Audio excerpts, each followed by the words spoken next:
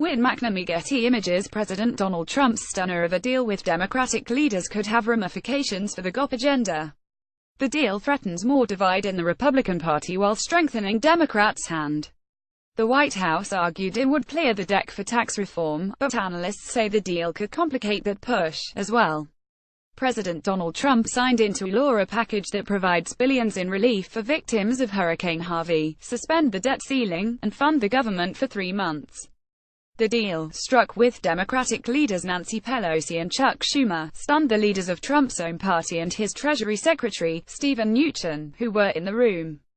The biggest sticking point: a 3-month suspension of the debt ceiling. Republican leaders Mitch McConnell and Paul Ryan wanted a longer suspension, but Trump overruled them.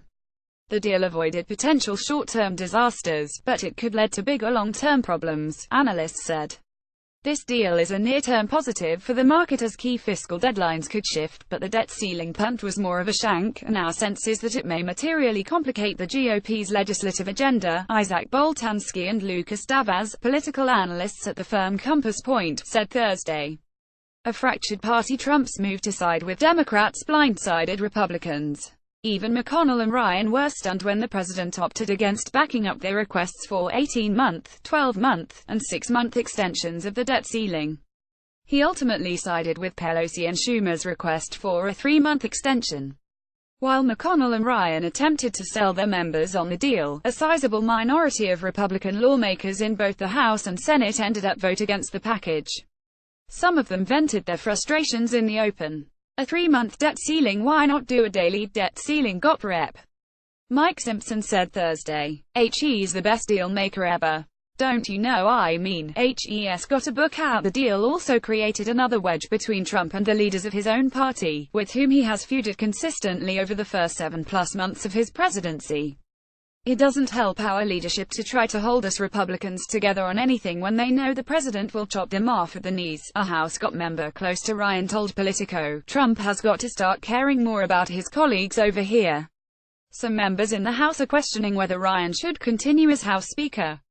Ryan publicly bashed the 3-month debt ceiling suspension as ridiculous hours before Trump cut the deal in front of him. Schumer and Trump shake hands after reaching the deal on Wednesday. Alex Wong. Getty Images. A strengthened opposition for Schumer and Pelosi. The deal was a coup that strengthens their hand in negotiations to come, said Chris Krueger, an analyst at Cowen Washington Research Group.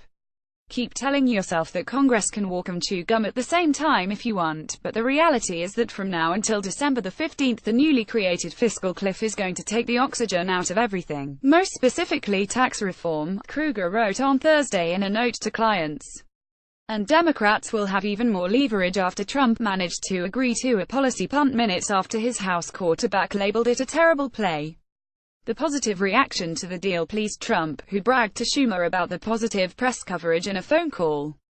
Cutting more deals with Trump would be a risk for Schumer, but it could also have its advantages. Trump even entered into what one aide told The Washington Post was a gentleman's agreement to work on the plan to eliminate the debt ceiling entirely. With a new fiscal cliff and a better relationship with Trump, Schumer and Pelosi could score some political victories, said Greg Valliere, chief strategist at Horizon Investments. We thought Chuck Schumer was in the witness protection program this summer, virtually absent from the fray, but now he and Nancy Pelosi have a seat at the table, Valliere said in a note Thursday. Trump might understand real estate deals, but he's a rube when it comes to dealing with Congress.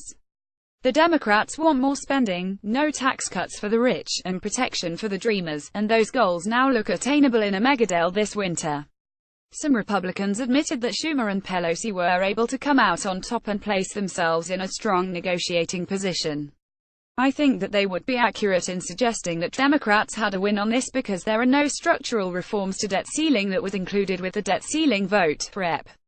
Mark Meadows, chair of the Conservative Freedom Caucus, said Friday.